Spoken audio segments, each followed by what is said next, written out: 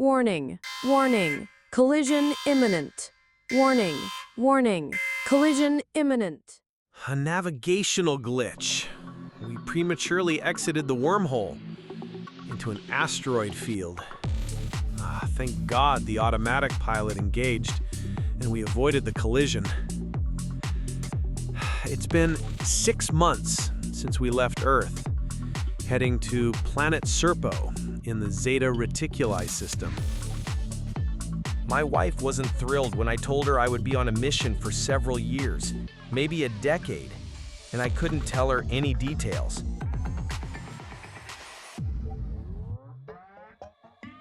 The preparations were meticulous and completely off the books. A hand-picked team of 12 military specialists, 10 men, 2 women, underwent months of physical stress testing, psychological screening, and alien environment simulations. They weren't told everything, just enough to follow orders. Among them was Lieutenant Colson, a linguist fluent in 5 Earth languages, now tasked with learning a 6th, Eben. We practiced breathing low-oxygen mixes for hours. I stopped dreaming in English. By the end, we weren't soldiers anymore. We were volunteers for something not human. The genesis of Project Serpo resulted from the 1947 Roswell incident.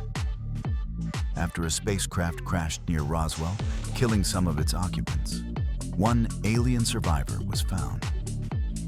This survivor, an Eben, was nursed back to health, learned English, and lived for several years, providing invaluable insights into their technology, culture, and, crucially, their home planet, Serpo.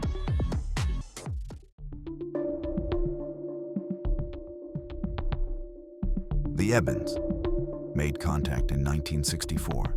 An offer was made. The United States would send 12 humans to the Eben homeworld. In exchange, the Ebens would leave behind one of their own and provide us alien tech. The journey began in 1965.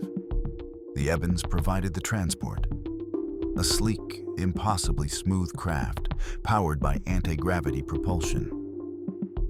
The trip to Serpo, a planet orbiting one of the stars in the Zeta Reticuli binary system, would take approximately 9 Earth months.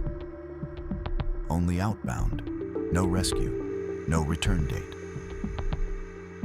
To travel 39 light years to Planet Serpo in only 9 Earth months, the Eben starship used wormhole technology given to them by the WingMakers, ancient celestial entities.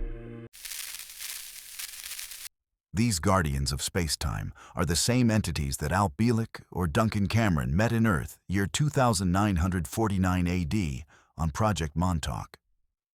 To learn more about the WingMakers and Al's multiple lives, I provided a link in the description page below. And please don't forget to subscribe, share, and like today's show. It will help me create more fascinating videos. Now, back to the show.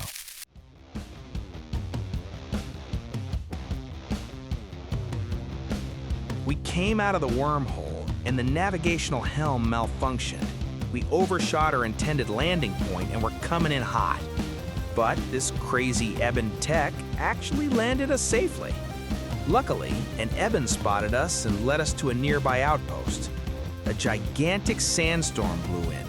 It was so high that it blocked out the sun. It would be the last night I would see for 13 years. The storm finally passed, and the Eben cruisers came to transport us to their elders. Serpo wasn't what they expected. Larger than Earth, thinner air, harsh temperatures under twin suns that cast no shadows and no night. Gravity was heavier, pulling at their bones. The sky, always burning. The ground, always shifting. You forget what darkness feels like, that silence exists. Even sleep had to be learned again. 2 members didn't make it. 1, Lieutenant Haskins died from a pulmonary embolism during a sandstorm. His body struggled to adjust to the planet's thinner air and heavier gravity. The second, Specialist Ramirez, was crushed beneath alien equipment during an underground explosion. The airlock malfunctioned, trapping her. Their graves remain on Serpo. The Ebens were calm, roughly 4 feet tall, hairless, gray-skinned. Their large black eyes never blinked. They spoke with their minds, emotionless, but not cold. Peaceful.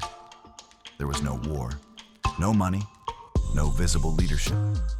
Just a communal system guided by a council of elders and a cultural ethos rooted in logic and cooperation. The technology was beyond. Machines that grew food on demand, gravity modulation fields, and propulsion systems that hinted at a deep understanding of space-time. They didn't need power plants, or guards, or laws. Everything just worked. I was hesitant at first to ask for it, but my classified duty was to secure advanced weapons. Without judging me or the request, they just complied, as if I was asking for an apple. The mission, originally scheduled for 10 years, stretched to 13.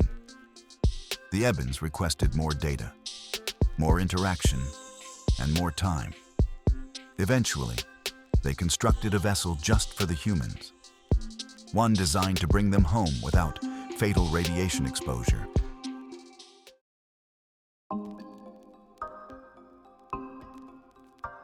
In 1978, 8 survivors stepped back onto Earth. They brought with them over 3,000 pages of handwritten logs, 16 hours of film, and biological samples from an alien world. But they were different. Aged, sickened by radiation, and permanently altered by the experience. My wife didn't recognize me. My dog barked until it collapsed. I'd lived 13 years under twin suns.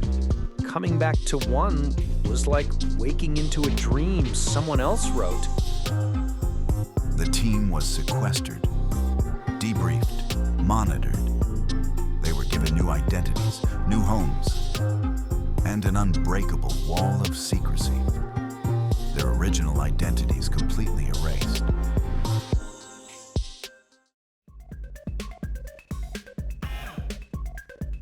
In 2005, a man claiming to be a retired Defense Intelligence Agency official under the alias Anonymous began releasing emails to a select list of researchers. Primarily through UFO researcher Victor Martinez, Anonymous leaked over 3,000 words of detail, covering everything from Serpo's ecosystem to Eben tech to time perception shifts that made 13 years feel like just 3.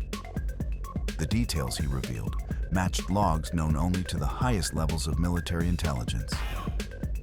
Skeptics called it a hoax. Some said it was a disinformation campaign meant to distract from real secrets. Others believed every word. There were 12 of us. 2 stayed behind, not because they had to, because they wanted to. Maybe they found peace there, or maybe they were never meant to return. So what is Project Serpo? A myth, a cover story, or the most profound exchange in human history, erased from the books, but never from memory? The truth remains hidden, somewhere between stars and silence. If you enjoyed this deep dive, please support ShadowTrace AI. Share, like, and subscribe for more mysteries, conspiracies, and secrets the government doesn't want you to know. Which theory do you believe? Real or hoax? Comment below. And remember, we are not alone. The truth is out there. Keep your eyes on the skies.